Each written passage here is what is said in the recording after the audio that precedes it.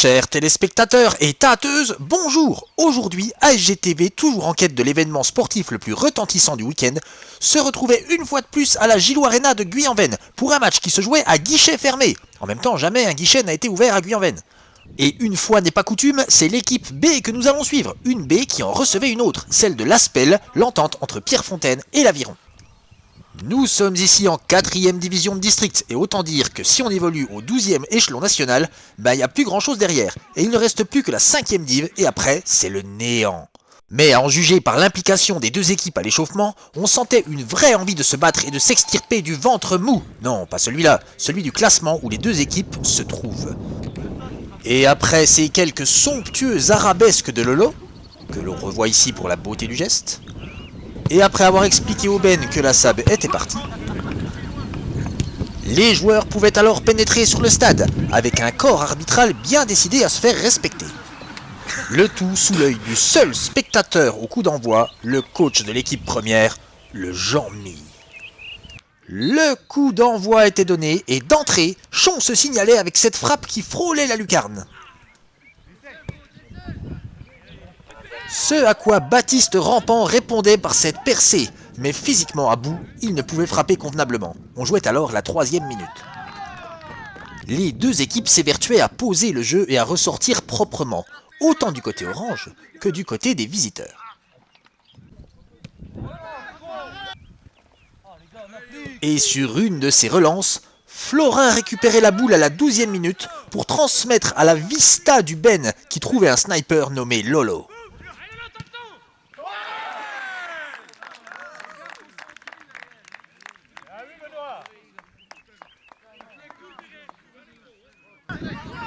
Les visiteurs repartaient à l'assaut, mais les oranges tenaient bon grâce à la sûreté de Bastien et au jeu en une touche de PA. À cette tête de Jordan succédait un bon coup franc Pétrifontaine.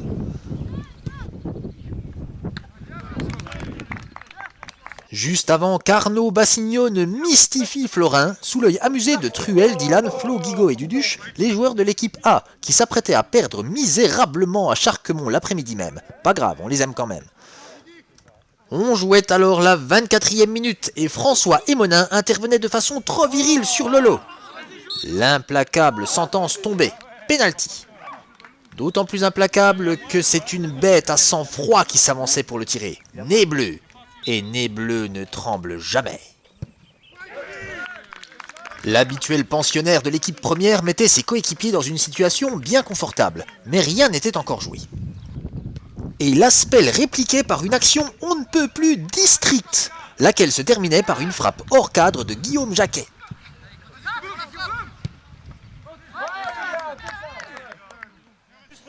Cataline pouvait alors rentrer en jeu avec la jambe de bois que Jean-Pierre lui avait confectionnée juste avant le match. Dans le Haut-Doubs, les rampants sont plutôt connus pour avoir une bonne descente. Mais pour le coup, Marius Rampant tentait une montée. Et bon, il n'y est pas pour grand-chose, mais la frappe de son compère Clément Girardet était tout proche de faire mouche.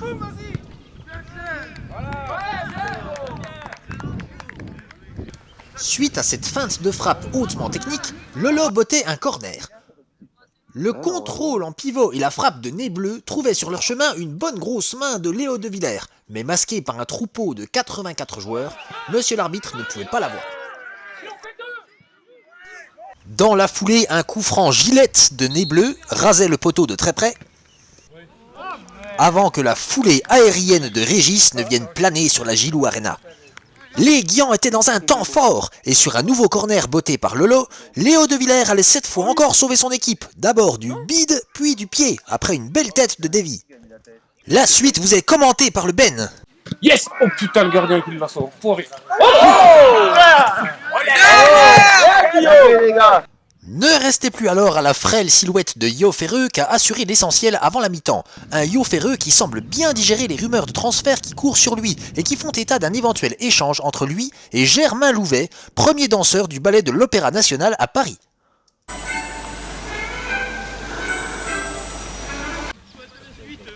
Les Guians avaient encore chaud aux fesses quand un bijou de frappe de Timothée Guyon frôlait le poteau du but de Bastien. Et c'est là-dessus que l'arbitre sifflait la mi-temps.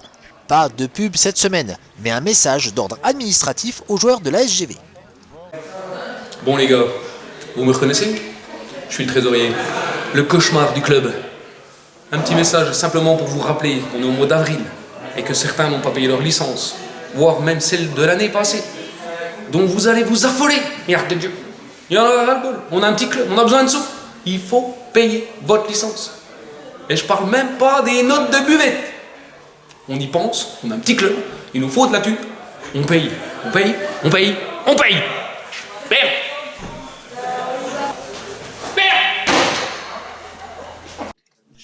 Un verre de blanc plus tard et le match reprenait. Et de suite, une action dramatique allait se produire. Le pauvre Chon se faisait tacler par une taupe qui avait sorti la tête juste au moment de sa frappe. Des images insoutenables.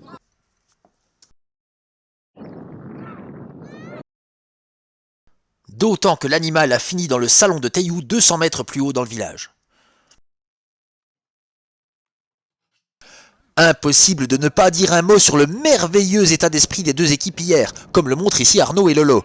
Les deux rigolaient sûrement d'avance de la frappe de David Cordier qui allait suivre.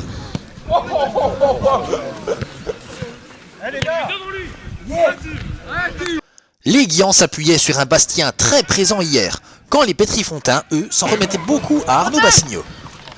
Vas-y Arnaud! Arnaud qui va, non mais c'est bon! Arrache-toi Arnaud! Le capitaine au four et au moulin décalait encore David Cordier, qui cette fois cadrait trop.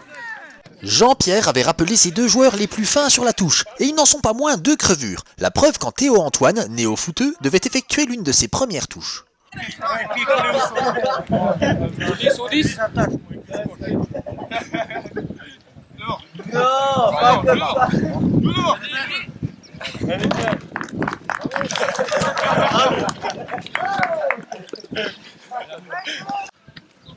C'était sa première touche ou? Ouais, vraiment.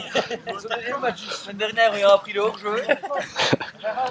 Puis c'est pas le plus mauvais, c'est ça qui est terrible. Dès lors, les Pétrifontins se procuraient de nombreuses occasions, mais aucune ne faisait bouger le tableau d'affichage.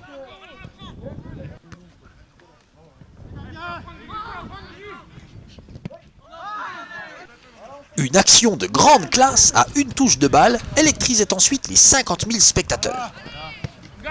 Tout y est, surtout la finition vautrée de Jordan.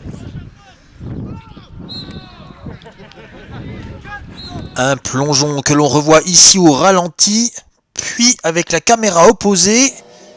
Magnifique. Sur le coup franc qui s'ensuivait, Cataline trouvait la barre du portier visiteur.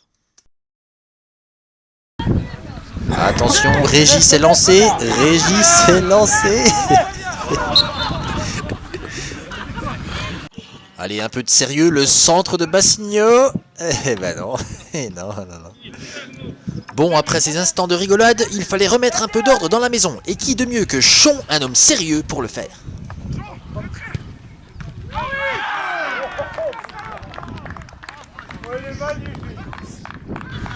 Hé Chon! Chon! Jean-Mi, regardez pas, bordel! Il y a Jean-Mi qui regardait pas, c'est con, hein, Dieu! Putain, elle passe où? 3-0. Un score un poil sévère pour les Noirs et Blancs qui auraient mérité un petit but au moins. Surtout après ce gros boulot de Timothée Guyon, qui transmettait la gonfle à Baptiste Rampant, lequel trouvait le meilleur joueur de ce match, Arnaud Bassigno, lequel trouvait un mur.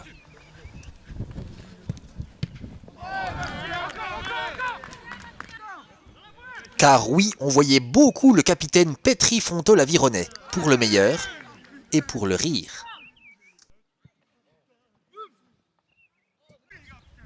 Les arrêts de jeu voyaient Jordan échouer sur sa dernière tentative. Tout comme Bassigno et Guyon sur ses deux derniers tirs.